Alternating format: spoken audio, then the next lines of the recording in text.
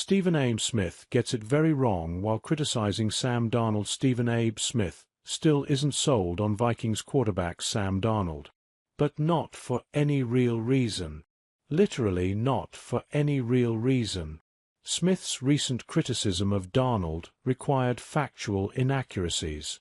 On ESPN's First Take on Thursday, Smith, host Molly Karam and analysts Booger McFarland and Chris "Mad Dog" Russo were discussing which team they had more faith in between the Vikings and Detroit Lions, who face off on Sunday night in a game that will decide the top seed in the NFC.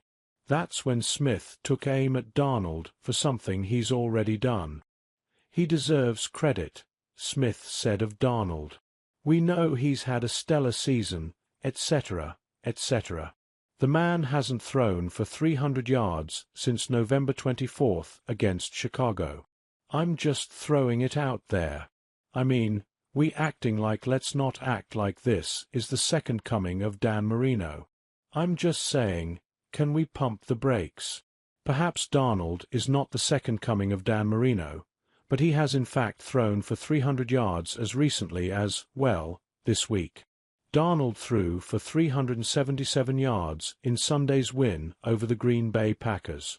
Maybe Smith was trying to say that was the first time he's thrown for 300 yards since the November 24th win over the Bears? Except that wouldn't be accurate either. Darnold also threw for 347 yards, not to mention 5 touchdown passes in the win over the Atlanta Falcons on December 8th. Darnold will have another opportunity to prove Smith wrong on Sunday Night Football in what'll be the biggest regular season game in recent memory against the Lions. Kickoff at Ford Field in Detroit Sunday night is scheduled for 7:20 p.m. This article was originally published on www.sci.com/NFL/Vikings as Stephen A. Smith gets it very wrong while criticizing Sam Darnold.